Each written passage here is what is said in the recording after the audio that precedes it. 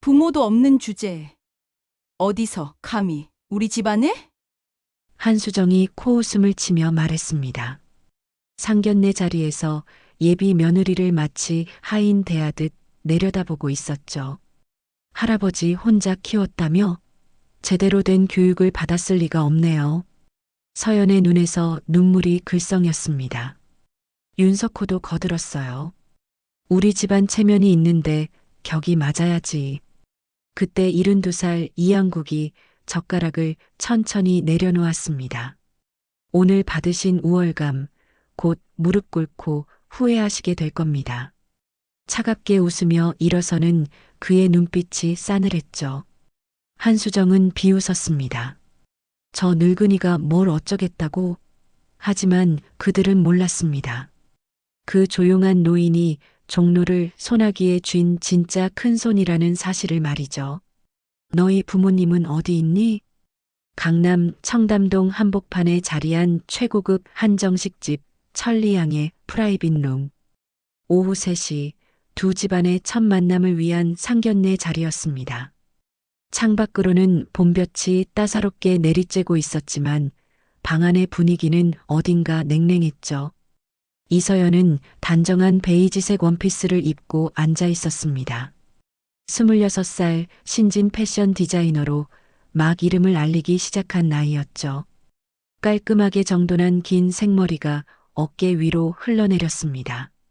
그 옆에는 72살의 할아버지 이양국이 정갈한 회색 정장 차림으로 자리했어요.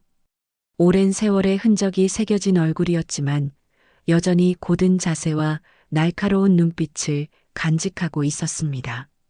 맞은편에는 윤재혁과 그의 부모가 앉아 있었죠. 윤재혁은 31살의 재벌 3세로 단정한 인상에 고급 수트를 갖춰 입고 있었습니다. 하지만 어딘가 자신감보다는 부모 눈치를 보는 듯한 태도가 역력했어요. 그의 아버지 윤석호는 65살 정도로 보이는 위압적인 체구의 남자였습니다. 대형 건설사 윤건설의 회장이라는 직함답게 값비싼 시계와 반지로 치장하고 있었죠. 그 옆에 어머니 한수정은 63쯤으로 명품 한복에 진주 목걸이를 두르고 있었습니다. 입꼬리에는 미묘한 우월감이 어려 있었어요. 처음 뵙겠습니다. 이양국이 먼저 정중하게 인사를 건넸습니다. 목소리는 조용했지만 품격이 느껴졌죠. 70평생을 살아온 사람만이 낼 수 있는 깊이가 있었습니다. 네, 안녕하세요. 윤석호가 건성으로 답했습니다. 제대로 된 인사라고 보기 어려웠죠. 한수정은 차를 홀짝이면서 눈으로만 이양국과 서연을 훑어봤습니다. 마치 물건을 평가하듯 냉정한 시선이었어요. 저희 서연이가 재혁 씨 이야기를 많이 들었습니다. 좋은 인연으로 발전했으면 합니다. 이양국이 온화한 미소로 말을 이었습니다. 손녀를 바라보는 그의 눈빛은 따뜻했어요. 부모를 일찍 여인 어린 손녀를 홀로 키워온 세월이 고스란히 담겨 있었죠. 그런데요. 한수정이 차를 내려놓으며 입을 열었습니다. 톤이 달라졌어요. 처음에 어색함이 사라지고 대신 날카로운 무언가가 스며들었죠. 공기가 순식간에 팽팽해졌습니다. 서연 씨 부모님은 어디 계시나요? 오늘 이런 중요한 자리에 안 나오셨네요. 질문이라기보다는 추궁에 가까웠습니다. 서연의 어깨가 미세하게 굳어들었어요. 예상했던 질문이었지만 막상 듣고 나니 가슴이 답답해졌죠. 저희 부모님은 제가 어렸을 때 교통사고로 돌아가셨습니다. 서연의 목소리가 작아졌습니다. 아무리 많이 해본 대답이어도 여전히 아픈 말이었어요. 아, 그러시군요. 한수정이 과장되게 놀라는 표정을 지었습니다. 하지만 그 눈빛에는 동정 대신 차가운 계산이 어려 있었어요. 마치 이런 대답을 기다리고 있었던 것처럼 보였죠. 그럼 할아버님께서 혼자 키우셨다는 말씀이시네요? 한수정이 시선을 이양국에게 돌렸습니다. 그 시선에는 존경보다 의심이 섞여 있었어요. 마치 혼자서 제대로 키웠을 리 없다는 듯한 표정이었습니다. 그렇습니다. 이양국의 대답은 담담했습니다. 하지만 예리한 사람이라면 눈치챘을 겁니다. 그의 눈이 미세하게 가늘어졌다는 걸 말이죠. 요즘 젊은 분들 참 대단하시네요. 윤석호가 어색한 침묵을 깨려고 했습니다. 서연 씨도 직장 생활 하신다고 들었는데 어디서 일하세요? 작은 패션하우스에서 디자이너로 일하고 있습니다. 서연이 또렷하게 대답했습니다. 하지만 한수정의 반응은 예상과 달랐죠. 패션하우스요? 월급이 얼마나 되나요? 순간 룸이 정적에 휩싸였습니다. 윤재혁이 당황한 표정으로 어머니를 바라봤어요. 어머니, 그런 걸 왜? 뭐가 이상해? 우리 집 며느리가 될 사람인데 알아야지. 한수정의 목소리가 더욱 날카로워졌습니다. 그리고요. 한수정이 찻잔을 탁자에 내려놓았습니다.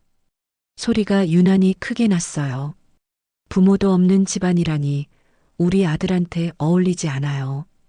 가문의 격이 맞아야 하는데 솔직히 좀 그렇네요. 그 순간 시간이 멈춘 것 같았습니다. 서연이 고개를 떨구었어요. 26해 동안 이런 말을 수없이 들어왔지만 여전히 아팠습니다. 이양국은 묵묵히 수저를 내려놓았습니다. 72해를 살아온 남자의 손은 전혀 떨리지 않았어요. 오히려 너무나 조용했죠. 오늘 받은 모욕 100배로 갚아드리겠습니다. 목소리는 낮았지만 룸 전체를 압도했습니다. 한수정이 순간 당황한 표정을 지었어요. 뭐라고요? 서연아, 일어나자. 이양국이 손녀의 손을 잡고 일어섰습니다. 할아버지, 괜찮아요. 이제 집에 가자. 두 사람이 룸을 나가는 뒷모습을 윤재혁이 바라봤습니다. 그의 얼굴에는 복잡한 감정이 교차하고 있었어요. 하지만 결국 아무 말도 하지 못했습니다. 어머니, 너무 심하신 거 아니에요? 문이 닫힌 후에야 윤재혁이 작게 항의했습니다. 심해? 사실을 말한 건데 뭐가 심해? 너 결혼하면 평생 가는 거야. 집안 배경이 없으면 나중에 고생하는 건 너야. 한수정은 전혀 반성하는 기색이 없었습니다. 그날 저녁 종로 낡은 다세대 주택의 작은 거실. 서연은 소파에 웅크린 채 울고 있었습니다. 온종일 참았던 눈물이 집에 오자마자 터져 나왔어요. 할아버지, 미안해요. 제가 부족해서. 무슨 소리야? 내가 부족한 게 아니야. 이양국이 손녀 옆에 앉으며 말했습니다. 사람의 가치는 부모가 있고 없고로 매겨지는 게 아니야.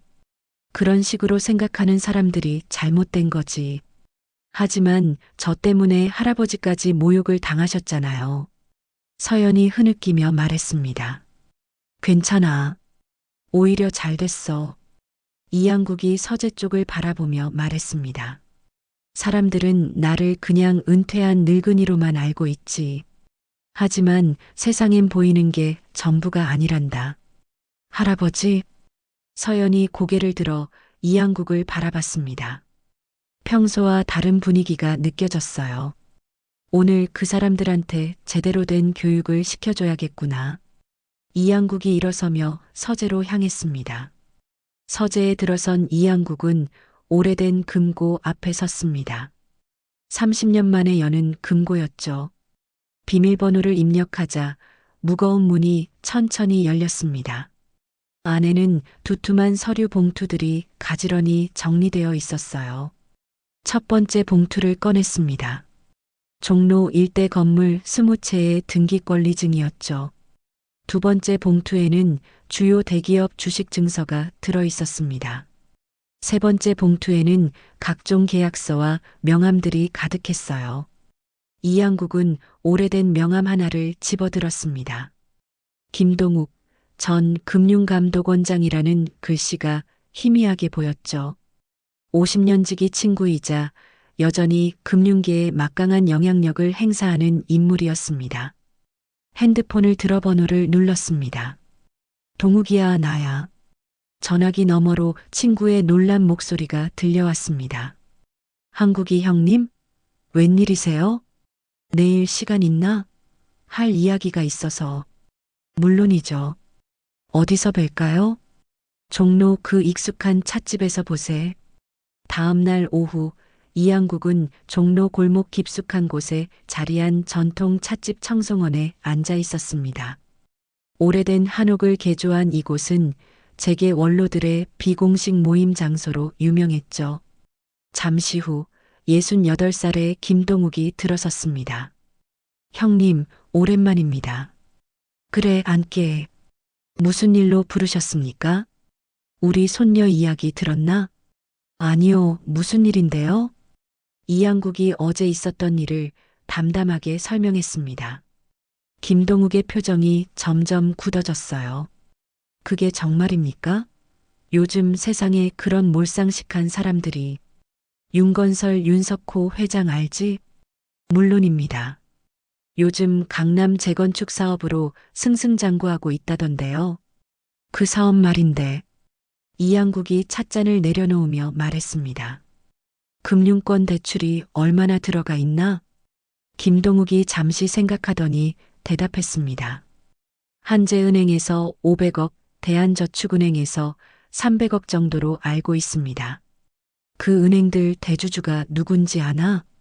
김동욱이 고개를 끄덕였습니다.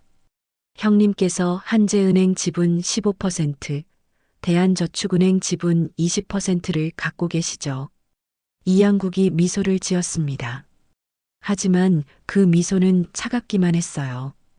동욱이, 자네 아직도 은행권에 영향력이 있지? 물론입니다. 그럼 부탁 하나만 하세. 윤건설 대출권 재검토하게 해주게.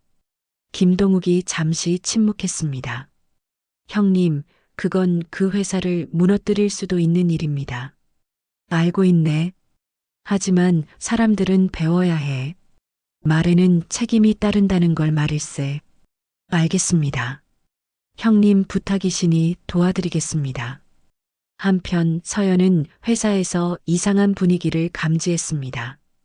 동료들이 어딘가 어색한 미소를 지으며 인사했어요. 서연 씨, 괜찮아요? 선배 디자이너 박미영이 조심스럽게 물었습니다. 네, 왜요? 아니, 그냥. 혹시 무슨 일 있으면 언제든 말해요.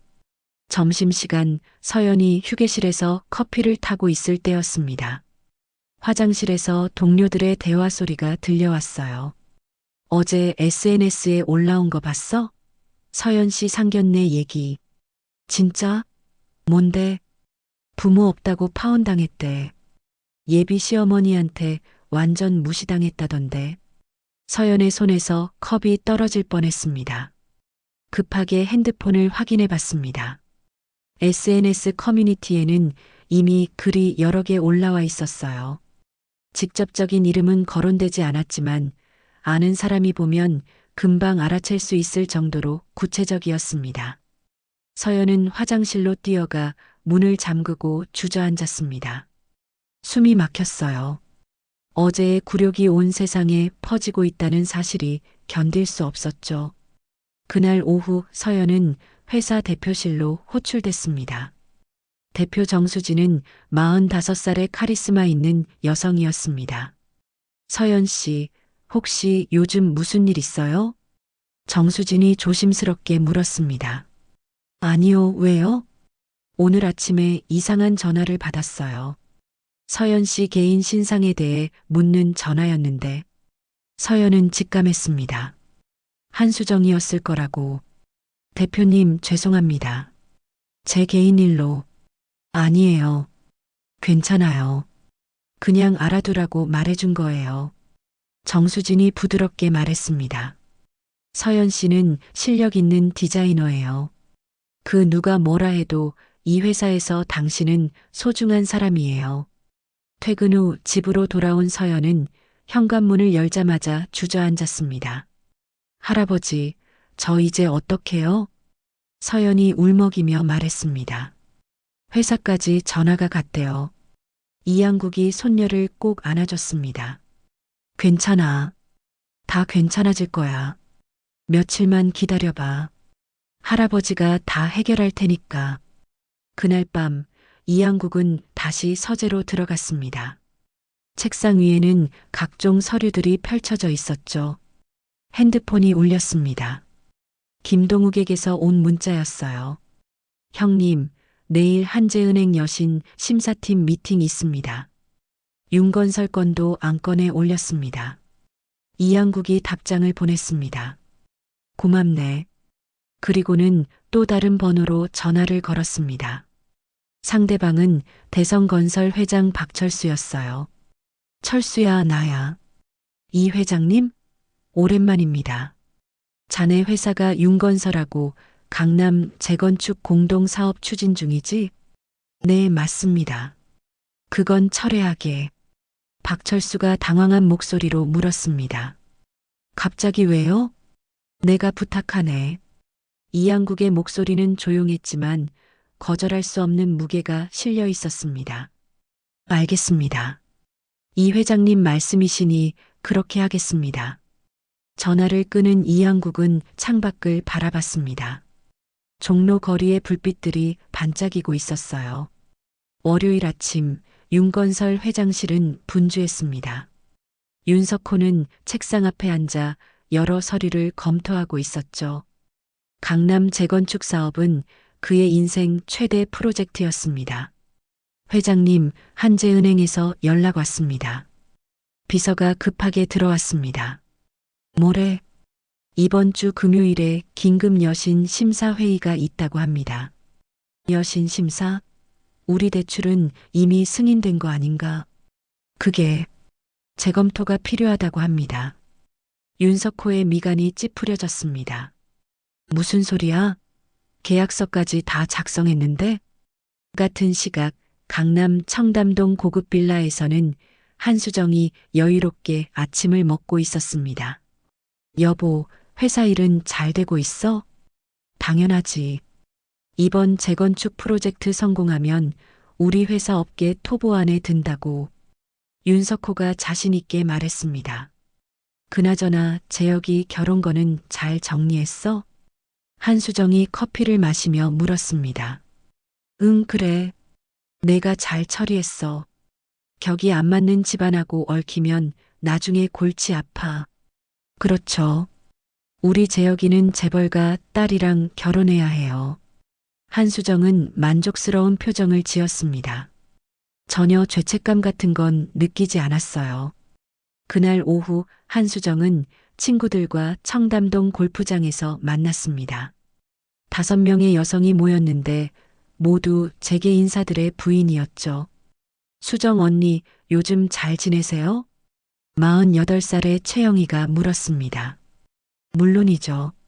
남편 회사도 잘 되고 재혁이도 곧 좋은 집안 딸이랑 선볼 거예요. 아, 그러고 보니 상견례 갔다 오셨다던데 어땠어요?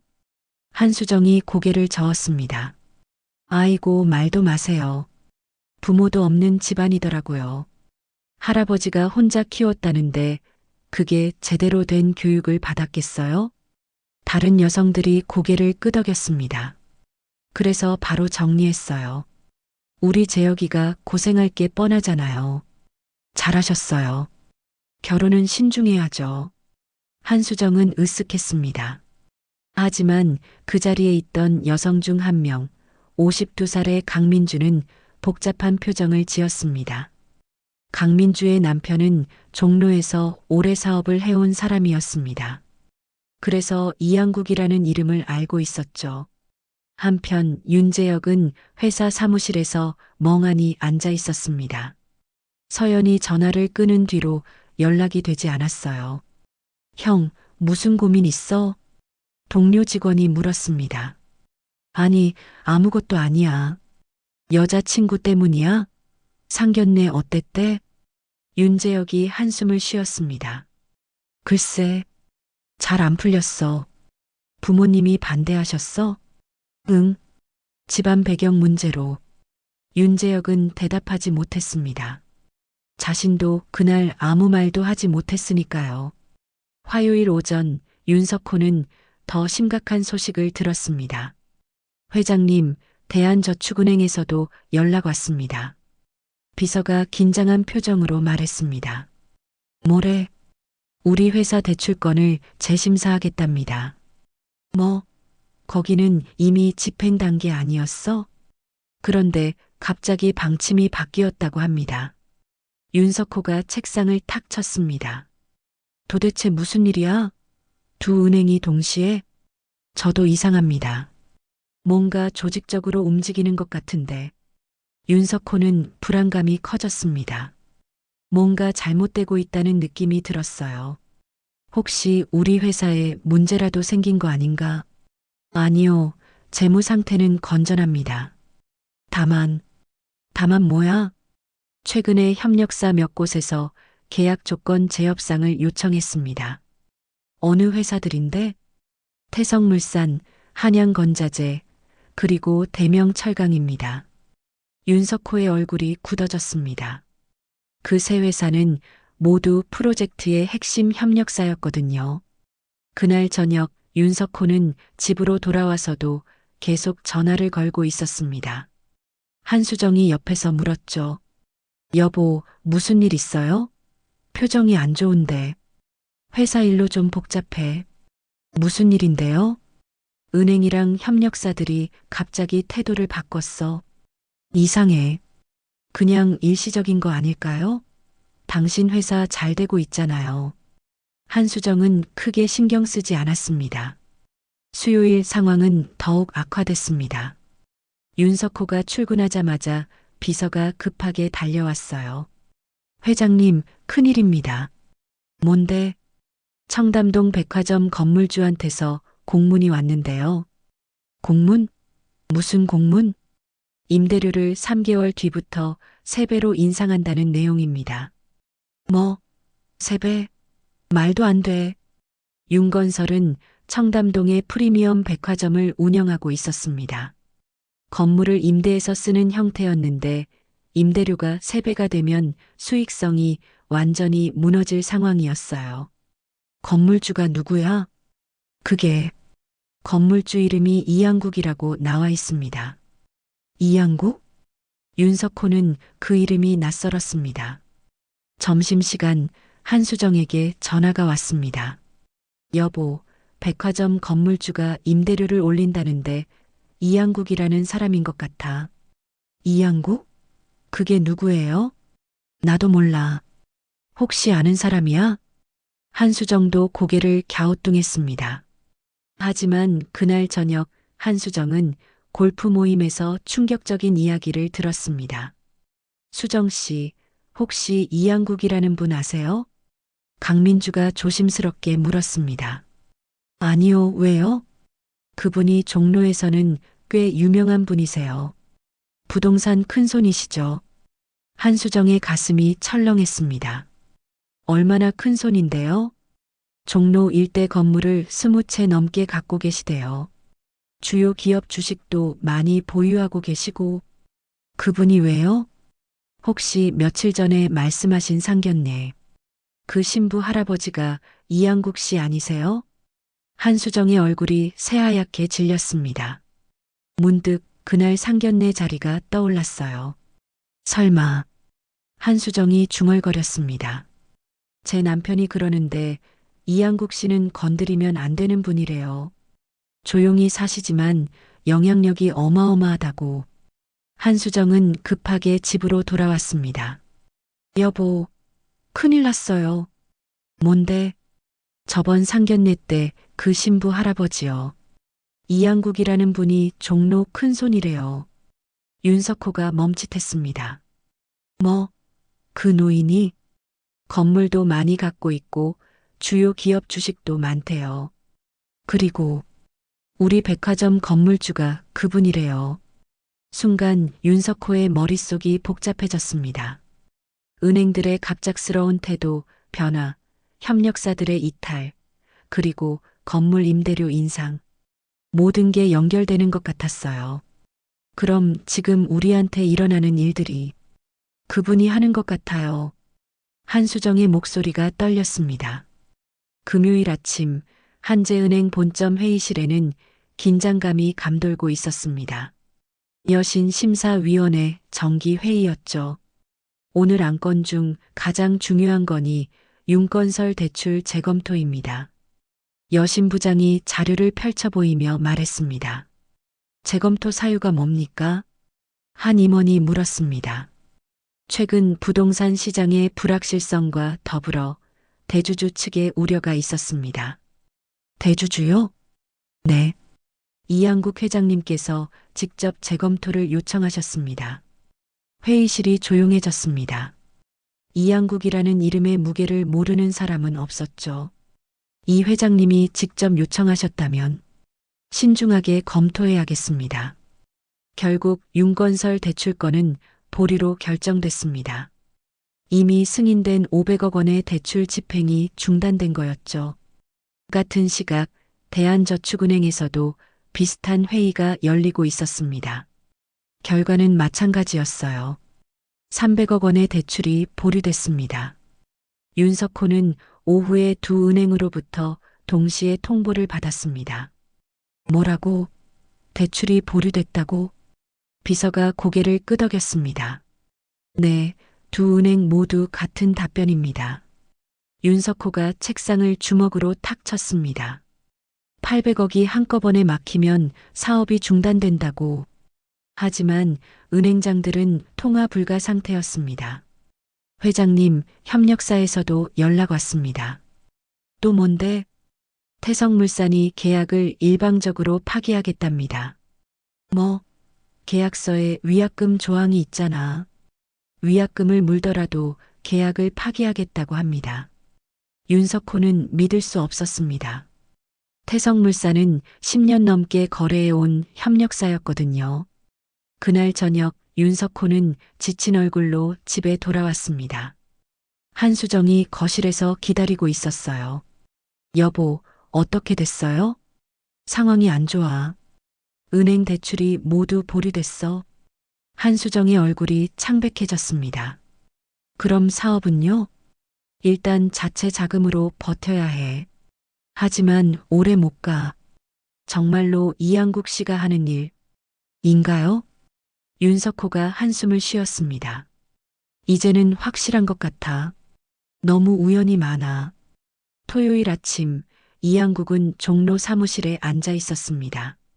오래된 건물 3층에 위치한 작은 사무실이었죠.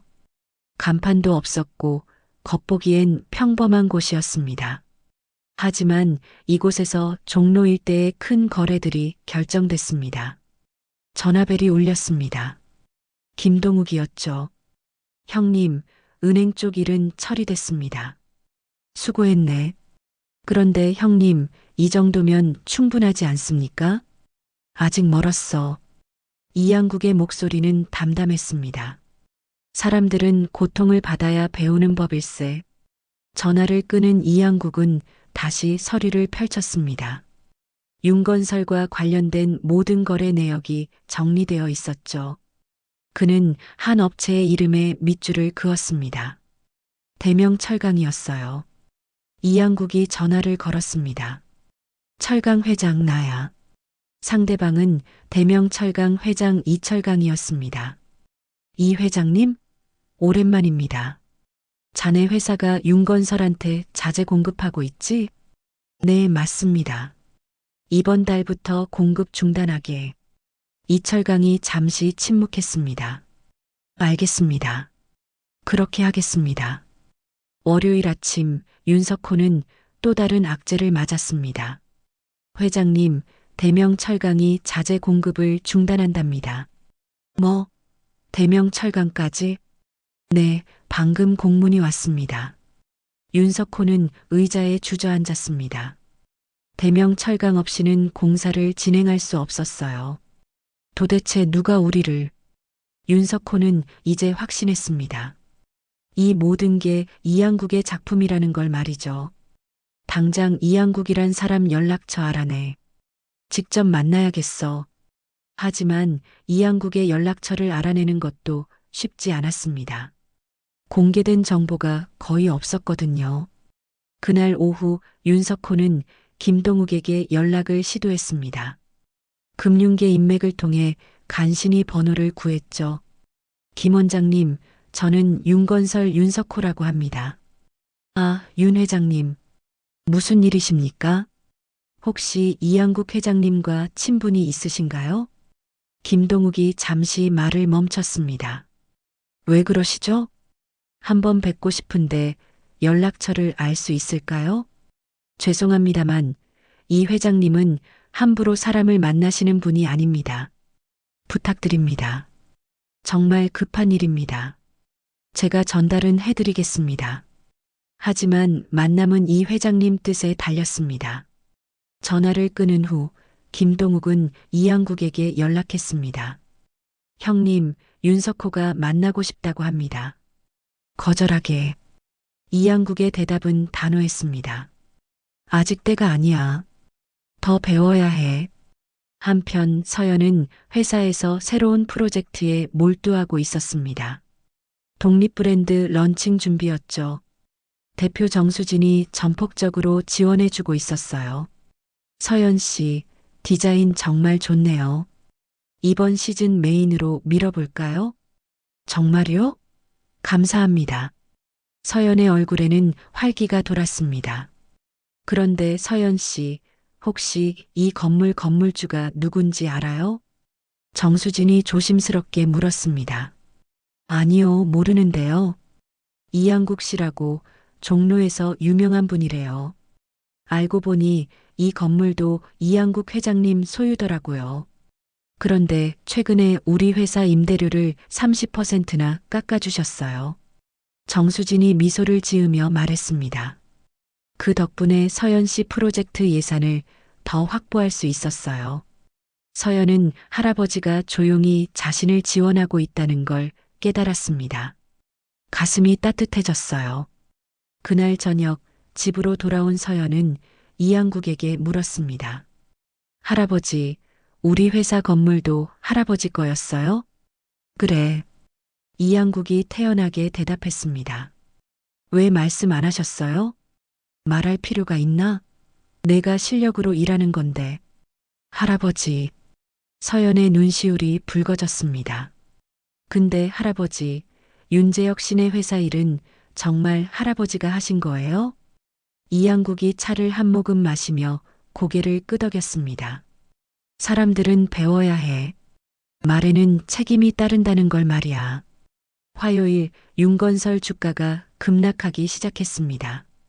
대출 보류와 협력사 이탈 소식이 시장에 알려지면서 투자자들이 불안해한 거였죠. 회장님, 주가가 20% 떨어졌습니다.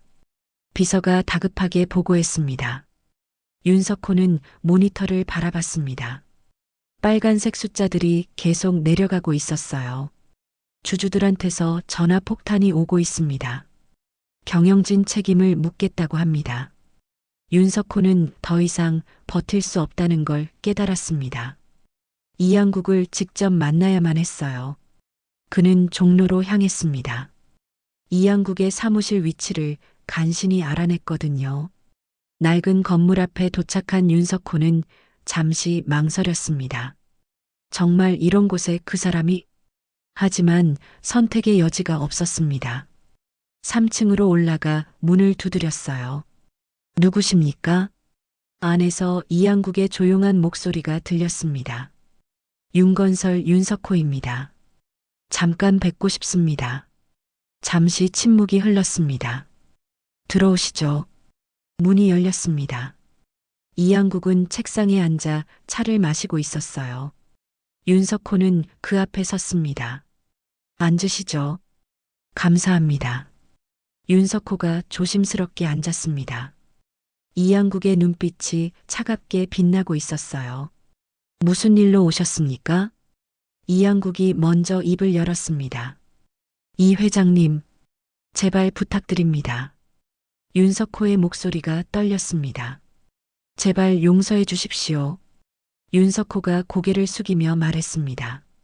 하지만 이양국의 표정은 변하지 않았어요. 용서요? 무엇을 용서하라는 겁니까? 이양국이 차를 한 모금 마시며 물었습니다. 저희 집사람이 상견례 자리에서 신뢰를 많이 했습니다. 진심으로 사과드립니다. 사과는 당사자가 해야 하는 거 아닙니까? 왜 윤 회장님이 대신하시죠?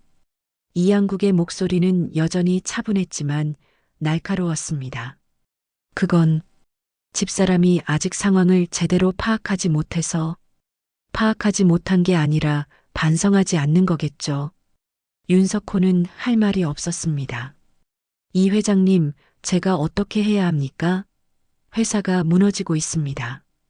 회사가 무너지는 게 문제입니까? 이양국이 윤석호를 똑바로 바라봤습니다. 사람을 무시하고 모욕한 게 문제죠. 그런데 지금도 윤 회장님은 회사 걱정만 하시는군요. 윤석호는 그제야 깨달았습니다. 이양국이 원하는 건 단순한 사과가 아니라는 걸 말이죠. 돌아가시죠. 더 이상 할 말이 없습니다. 이양국이 차가운 목소리로 말했습니다. 윤석호는 어쩔 수 없이 일어섰습니다. 문을 나서며 뒤돌아봤지만 이양국은 이미 서류를 보고 있었어요. 집으로 돌아온 윤석호는 한수정에게 화를 냈습니다. 당신이 제대로 사과했어야 했어. 제가 뭘 잘못했다고요? 사실을 말한 건데. 한수정은 여전히 자신의 잘못을 인정하지 않았습니다. 수요일 오전 종로 상인회관 대회의실에는 100명이 넘는 사람들이 모여 있었습니다. 분기별로 열리는 종로 상인회 정기 모임이었죠. 회장 이동수가 마이크를 잡았습니다. 오늘은 특별히 모실 분이 계십니다. 사람들의 시선이 단상으로 집중됐습니다. 종로 발전에 오랫동안 기여해 오신 이양국 회장님을 모시겠습니다. 박수 소리가 회의실을 가득 메웠습니다. 이양국이 단상에 올랐어요. 윤석호도 그 자리에 있었습니다. 단상에 선 이양국을 보는 순간 얼굴이 굳어졌어요. 감사합니다. 이양국이 조용히 인사했습니다. 오늘 이 자리에 서게 되어 영광입니다. 제가 종로에서 사업을 시작한 지 50년이 되었습니다. 그동안 많은 분들과 인연을 맺으며 살아왔습니다. 이양국의 시선이 잠시 윤석호를 향했습니다. 윤석호는 시선을 피했어요. 사업을 하다 보면 성공도 있고 실패도 있습니다. 하지만 가장 중요한 건 사람에 대한 예의입니다. 돈이 많고 권력이 있다고 해서 사람을 함부로 대해서는 안 됩니다. 회의실이 조용해졌습니다. 저는 앞으로도 종로에서 그런 가치를 지켜나가겠습니다. 그리고 그렇지 못한 사람들에게는 책임을 묻겠습니다. 이양국의 목소리가 단호해졌습니다. 박수가 터져 나왔습니다. 이양국이 단상에서 내려오면서 윤석호 옆을 지나갔어요. 두 사람의 눈이 마주쳤지만 이양국은 그냥 지나쳐 버렸습니다. 회의가 끝난 후 사람들이 이양국에게 인사하러 몰려들었습니다. 윤석호도 다가가려 했지만 다른 사람들에게 밀려났어요. 이 회장님 오랜만입니다. 한 중년 남자가 공손하게 인사했습니다. 대성건설 회장 박철수였죠. 그래요, 박 회장. 잘 지냈나? 덕분에 잘 지내고 있습니다. 지난번 말씀하신 윤건설 건은 처리했습니다. 수고했어요. 윤석호는 그 대화를 듣고 충격을 받았습니다. 대성건설의 이탈도 이양국의 지시였던 거였어요. 또 다른 사람이 다가왔습니다. 대명철강 회장 이철강이었죠. 이 회장님 건강하시죠? 덕분에 잘 있네. 자재 공급 중단 거는 말씀하신 대로 했습니다. 윤석호의 얼굴이 창백해졌습니다. 모든 것이 이양국의 손 안에 있었던 거였죠. 이 회장님, 윤석호가 다급하게 불렀습니다. 하지만 이양국은 돌아보지도 않고 회의실을 나갔어요.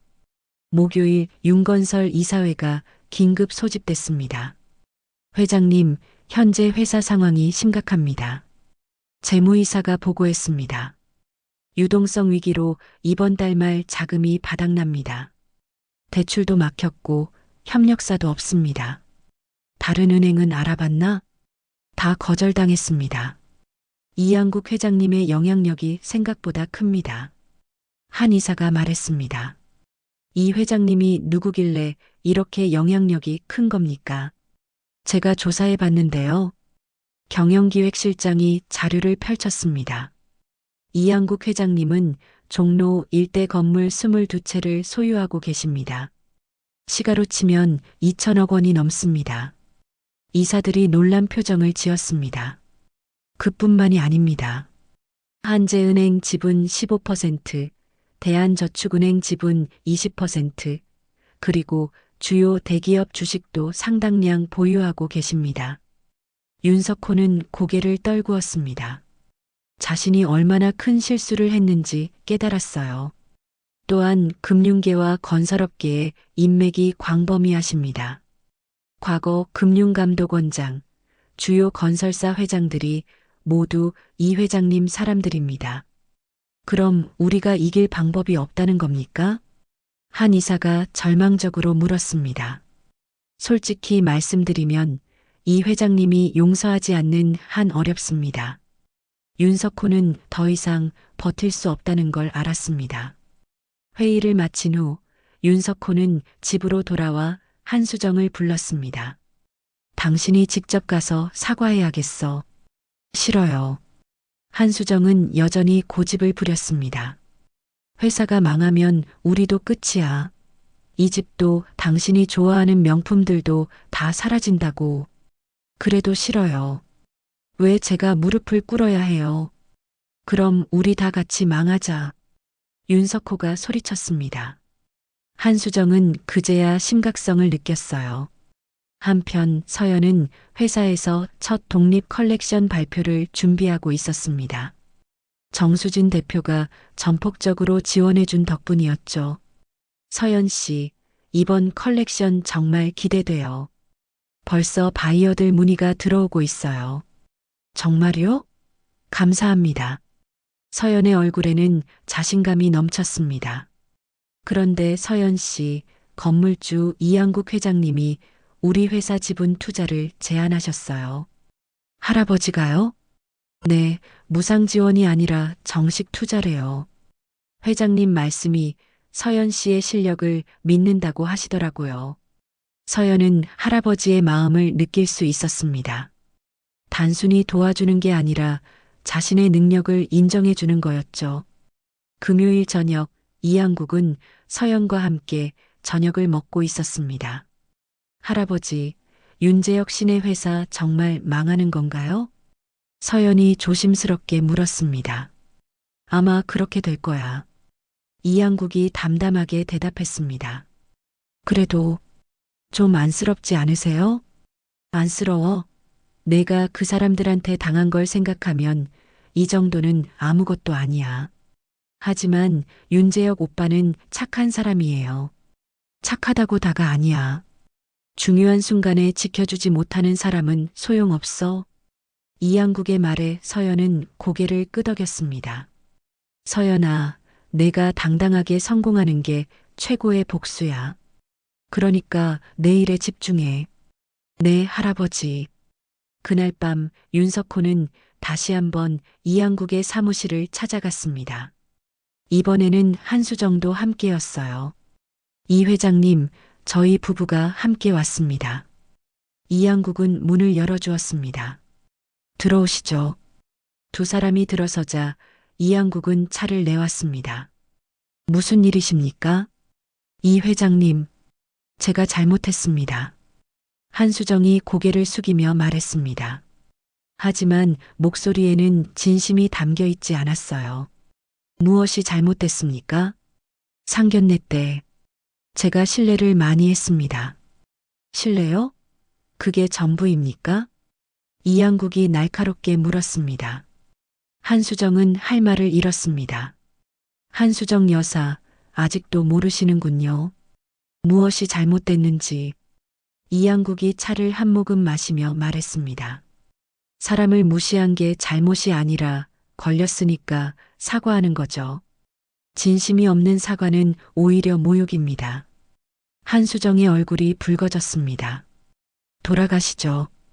더 이상 만날 이유가 없습니다. 이양국이 단호하게 말했습니다. 한수정과 윤석호는 아무 말도 하지 못한 채 사무실을 나왔습니다.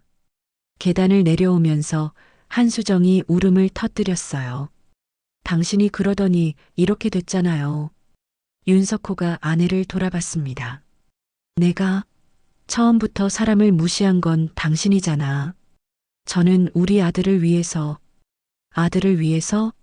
아들 인생을 망친 거지. 두 사람은 주차장에서 계속 다퉜습니다. 서로를 탓하기 바빴죠. 월요일 아침 윤건설 직원들 사이에 불안감이 퍼지고 있었습니다. 회사 상황이 좋지 않다는 소문이 돌았거든요. 이번 달 월급 제때 나올까? 한 직원이 걱정스럽게 물었습니다. 글쎄, 이번 주에 대출이 안 풀리면 힘들 것 같아. 진짜 회사 망하는 거 아니야? 불안감은 점점 커져갔습니다. 몇몇 직원들은 이력서를 준비하기 시작했어요. 오전 10시 윤석호는 긴급 기자회견을 열었습니다. 더 이상 숨길 수 없는 상황이었죠.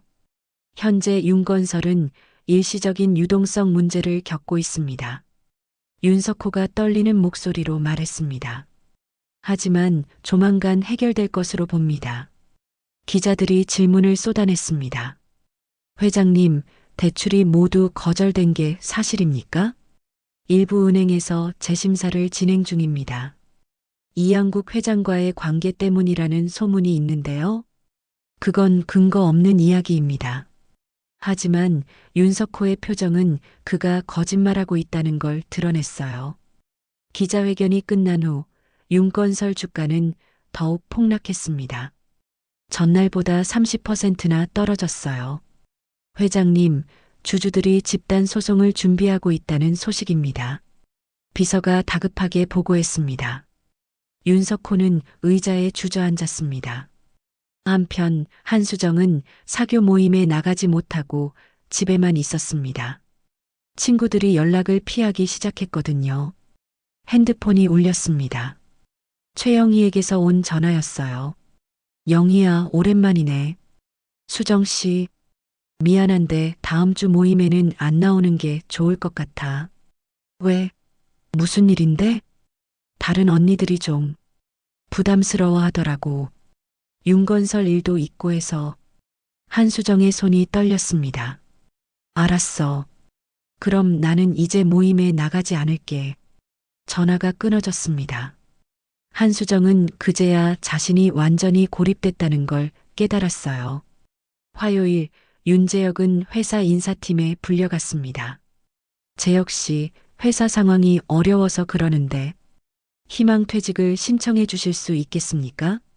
인사팀장이 조심스럽게 말했습니다. 저를요? 회장 아들인데요? 그래서 더 그렇습니다. 다른 직원들 사기 문제도 있고.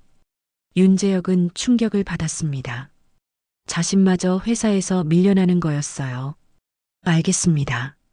정리하겠습니다. 사무실로 돌아온 윤재혁은 멍하니 앉아 있었습니다. 모든 게 무너지고 있었죠. 문득 서연이 떠올랐습니다. 서연은 그 시각 패션쇼 리허설 현장에 있었습니다. 자신이 디자인한 옷들이 무대에 오르고 있었어요. 서연 씨, 정말 멋져요. 이번 컬렉션 대박 날 것 같아요.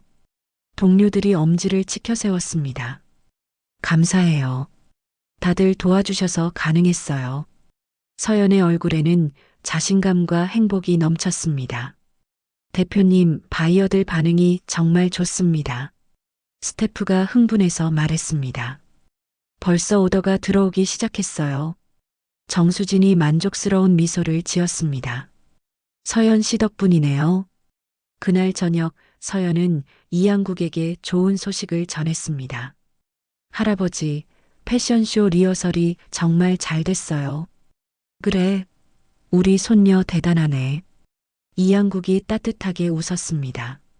할아버지 덕분이에요. 아니야, 내 실력이야. 서연은 할아버지를 꼭 안았습니다. 수요일 윤건설의 파산 위기설이 공식화됐습니다. 주요 언론에서 일제히 보도했죠. 윤건설, 자금난 심화로 파산 위기. 대출 막히고 협력사 이탈. 윤건설 존폐 기로. 윤석호는 회사에 출근하지 못했습니다. 기자들이 몰려들었거든요. 회장님, 파산 소문이 사실입니까? 직원들 임금은 지급할 수 있습니까? 윤석호는 대답하지 않고 차에 탔습니다. 집에 도착하니 한수정이 거실에서 명품 가방들을 정리하고 있었습니다.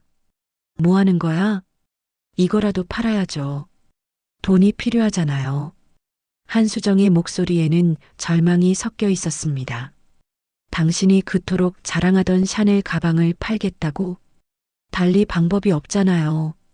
두 사람은 처참한 모습으로 서로를 바라봤습니다. 그날 밤 윤재혁은 서연의 회사 앞을 다시 찾아갔습니다. 마지막으로 한 번만 보고 싶었어요.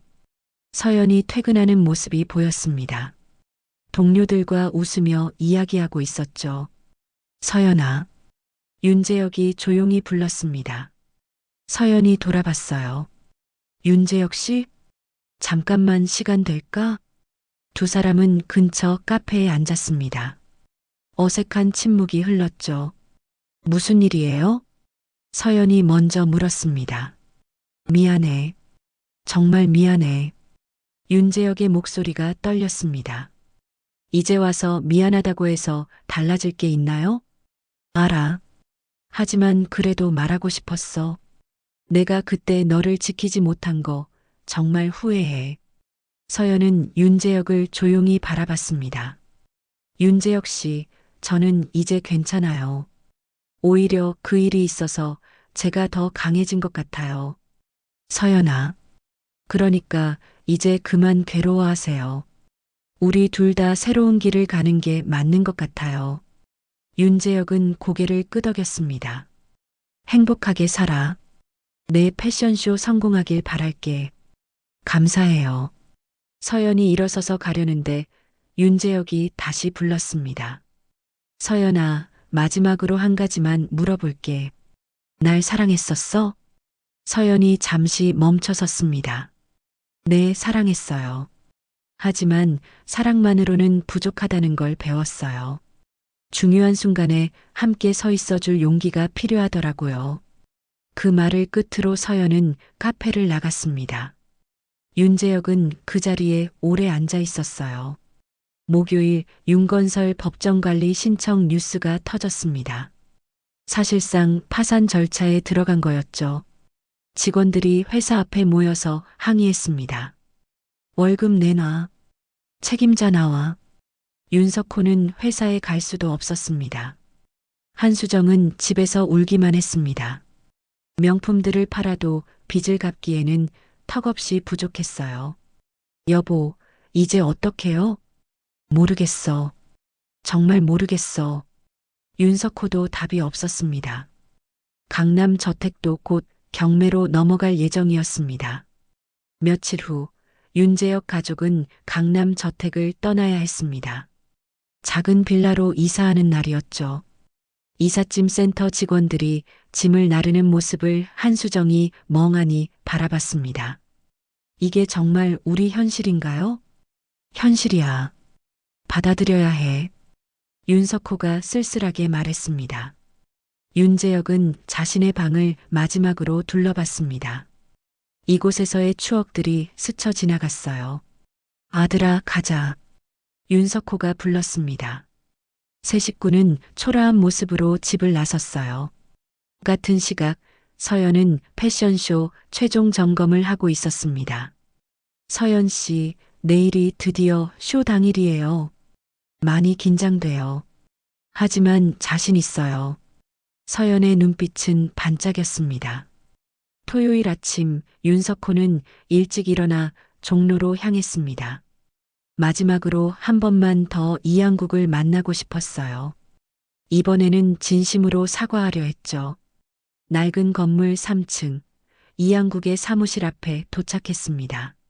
문을 두드리기 전에 한참을 망설였어요. 똑똑. 들어오시죠. 이양국의 조용한 목소리가 들렸습니다. 윤석호가 문을 열고 들어섰어요. 또 오셨군요. 이양국이 차를 마시며 말했습니다. 이 회장님, 정말 마지막입니다. 윤석호가 무릎을 꿇었습니다. 일은 평생 처음으로 남에게 무릎을 꿇는 순간이었죠. 제발, 제발 용서해 주십시오. 목소리가 떨렸습니다. 이양국은 차를 내려놓고 윤석호를 내려다봤어요. 무릎 꿇는 법은 배우셨군요. 이양국이 천천히 말했습니다. 하지만 사람 대접하는 법은 여전히 모르시는 것 같습니다. 윤석호가 고개를 들어 이양국을 바라봤습니다. 제가 정말 잘못했습니다. 집사람도 지금은 후회하고 있습니다. 후회요? 이양국이 냉소를 띄었습니다. 망해서 후회하는 건 후회가 아닙니다. 그건 그냥 두려움이죠. 윤석호는 할 말을 잃었습니다. 윤 회장님, 일어나시죠. 이양국이 말했습니다. 윤석호가 천천히 일어섰어요. 사람을 무시하는 데는 1초도 안 걸렸습니다. 하지만 그 대가는 평생 가는 법입니다. 이양국이 창밖을 바라보며 말했습니다. 저는 복수한 게 아닙니다. 그냥 세상이 원래 그렇다는 걸 보여드린 거죠. 이 회장님, 사람은 누구나 존중받을 권리가 있습니다. 부모가 있든 없든 돈이 많든 적든 그건 중요하지 않아요. 이양국이 윤석호를 똑바로 바라봤습니다. 당신 부인은 우리 손녀를 사람이 아니라 등급으로 봤습니다. 그게 가장 큰 잘못이었죠. 죄송합니다. 이제 가시죠. 더 이상 만날 이유가 없습니다. 윤석호는 더 이상 할 말이 없었습니다. 고개를 숙이고 사무실을 나왔어요. 계단을 내려오면서 윤석호는 자신의 인생을 돌아봤습니다. 언제부터 이렇게 오만해졌을까요? 주차장에 도착했을 때 핸드폰이 울렸습니다. 한수정에게서였어요. 여보, 집에 경매 통지서가 왔어요. 알았어. 곧 들어갈게. 전화를 끊고 차에 앉은 윤석호는 한참을 그대로 있었습니다. 같은 시각 작은 빌라에서 한수정은 경매 통지서를 들고 있었습니다. 20년을 살았던 강남 저택이 다음 달에 경매로 넘어간다는 내용이었죠. 거실에는 명품 가방들이 쌓여 있었습니다. 중고 매장에 팔려고 모아둔 것들이었어요. 이게 정말 내 인생인가? 한수정이 중얼거렸습니다. 불과 2달 전만 해도 사교계의 여왕이었는데 이제는 이렇게 초라해졌죠. 문이 열리며 윤재혁이 들어왔습니다. 이력서를 들고 있었어요. 엄마, 나 이력서 넣으러 다녀올게. 재혁아. 한수정이 아들을 불렀습니다. 엄마 때문에 이렇게 됐지? 미안하다. 윤재혁은 대답하지 않았습니다. 그냥 현관문을 닫고 나갔어요. 한수정은 그 자리에 주저앉아 울었습니다. 자신의 오만이 가족을 이렇게 만들었다는 게 너무 후회됐어요. 일요일 오후 서연의 패션쇼가 열렸습니다. 강남 대형 전시장에는 수백 명의 바이어와 기자들이 모여 있었죠. 백스테이지에서 서연은 긴장하고 있었습니다. 떨려요. 정말 떨려요. 괜찮아. 잘할 수 있어. 동료가 격려했습니다.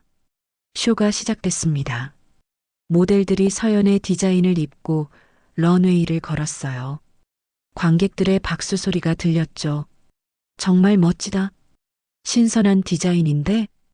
바이어들이 감탄했습니다. 마지막으로 서연이 무대에 올랐습니다.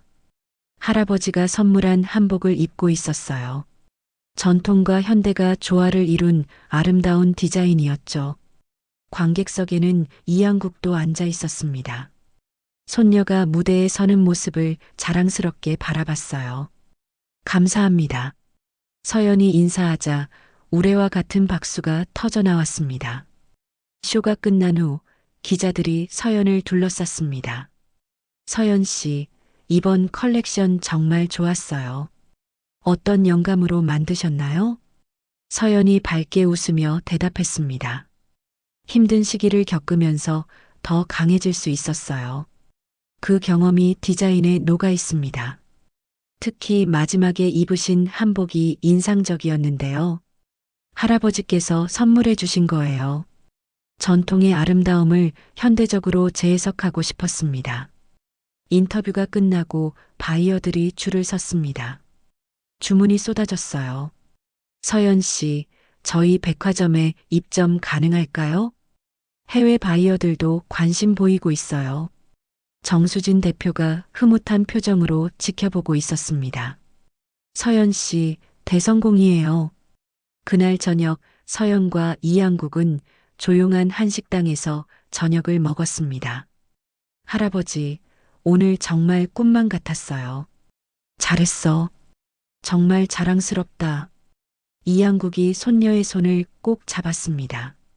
할아버지 아니었으면 불가능했을 거예요. 아니야. 내 실력이야. 할아버지는 그냥 기회를 만들어준 것뿐이야. 서연의 눈시울이 붉어졌습니다. 할아버지, 윤재혁 씨네 가족은 어떻게 됐어요? 이양국이 잠시 침묵했습니다. 스스로 선택한 결과를 받고 있지. 그게 세상의 이치야. 용서해 주실 생각은 없으세요? 용서는 진심 어린 반성이 있을 때 의미가 있는 거야. 그들은 아직도 자신들이 뭘 잘못했는지 제대로 모르고 있어. 서연은 고개를 끄덕였습니다. 일주일 후 서연의 패션 브랜드는 정식으로 론칭됐습니다. 이양국이 투자한 자금으로 독립 매장도 열었죠. 종로 한복판에 위치한 깔끔한 매장이었습니다. 오픈 당일 많은 사람들이 축하하러 왔습니다. 정수진 대표를 비롯해 업계 인사들도 참석했어요. 서연 씨, 축하해요. 앞으로 더 큰 성공 기대하겠습니다. 감사합니다. 그때 한 남자가 매장 앞을 지나갔습니다. 윤재혁이었어요. 우연히 이 길을 지나다가 서연의 매장을 발견한 거였죠. 화려한 간판과 북적이는 사람들을 보며 윤재혁은 잠시 멈춰 섰습니다. 서연이 매장 안에서 밝게 웃고 있는 모습이 보였습니다. 예전보다 훨씬 자신감 넘치고 행복해 보였어요. 윤재혁은 안으로 들어가지 못하고 그냥 지나쳤습니다.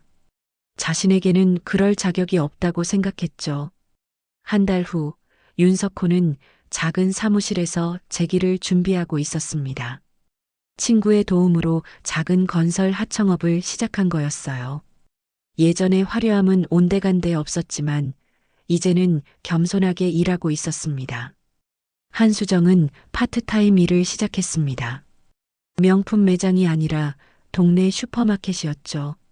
처음엔 자존심이 상했지만 이제는 일하는 게 당연하다고 생각했어요. 어느 날 윤석호는 종로를 지나다가 이양국을 우연히 마주쳤습니다. 이양국은 평소처럼 단정한 모습으로 거리를 걷고 있었어요. 이 회장님, 윤석호가 조심스럽게 인사했습니다. 이양국이 멈춰 섰습니다. 윤 회장님, 요즘 어떻게 지내십니까? 보시다시피 평범하게 살고 있습니다. 이 회장님은 건강하시죠? 덕분에. 짧은 대화였지만 예전과는 달랐습니다. 윤석호의 태도에는 진정한 겸손함이 배어 있었어요. 이 회장님 정말 죄송했습니다. 이제야 제대로 알 것 같습니다. 제가 얼마나 오만했는지. 이양국이 윤석호를 바라봤습니다. 배우셨군요. 그걸 깨닫는데 오래 걸리셨지만 평생 잊지 않겠습니다. 윤석호가 깊이 고개를 숙였습니다. 이양국은 조용히 고개를 끄덕이고 지나갔어요. 그날 저녁 이양국은 서연에게 그 이야기를 했습니다. 오늘 윤석호 씨를 만났어. 정말요? 어땠어요? 많이 달라져 있더구나. 진심으로 반성하는 것 같았어. 그럼 이제 용서하실 거예요? 이양국이 차를 마시며 말했습니다. 용서는 이미 했어. 다만 관계를 회복할 필요는 없지. 각자의 길을 가는 거야. 서연은 할아버지의 말을 이해했습니다. 용서와 화해는 다른 거였죠. 6개월 후 서연의 브랜드는 해외에도 진출했습니다. 파리 패션 위크에 초청받을 정도로 성장했어요. 이양국은 손녀의 성공을 지켜보며 흐뭇해했습니다. 할아버지, 이 모든 게 할아버지 덕분이에요. 아니야. 내가 이겨낸 거야. 할아버지는 그냥 옆에서 지켜봤을 뿐이야. 그래도 할아버지가 계셔서 가능했어요. 서연이 할아버지를 꼭 안았습니다. 서연아, 기억해. 사람을 무시하는 순간 그 사람의 품격도 무너진다는 걸. 네, 할아버지. 절대 잊지 않을게요. 어느 가을날 서연은 종로 거리를 걷다가 작은 건설 현장을 지나갔습니다. 그곳에서 윤재혁이 일하는 모습이 보였어요. 작업복을 입고 땀을 흘리며 일하고 있었습니다. 서연은 잠시 멈춰 섰다가 조용히 지나갔습니다. 미워하지도 불쌍하게 생각하지도 않았어요. 그저 각자의 길을 가는 거였죠. 저녁이 되어 집으로 돌아온 서연은 이양국과 함께 저녁을 먹었습니다. 할아버지, 오늘 윤재혁 씨를 봤어요. 그래, 어땠니? 열심히 일하더라고요. 많이 달라진 것 같았어요. 사람은 변할 수 있어. 고통을 통해 배우는 거지. 이양국이 말했습니다. 할아버지는 결국 그들에게 가장 큰 선물을 주신 거네요. 성장할 기회를 말이에요. 서연의 말에 이양국이 미소를 지었습니다. 그걸 알아주는 사람은 내가 처음이구나. 두 사람은 따뜻한 저녁을 함께하며 평화로운 시간을 보냈습니다. 폭풍 같았던 시간은 지나갔고 이제는 잔잔한 일상이 찾아왔어요. 그날 밤 이양국은 서재에서 오래된 사진첩을 펼쳤습니다. 어린 서연이 부모님과 함께 찍은 사진들이 있었죠. 돌아가신 딸 부부의 모습이 선명했습니다. 미연아, 성호야. 우리 서연이 잘 컸어. 이제 걱정 안 해도 돼.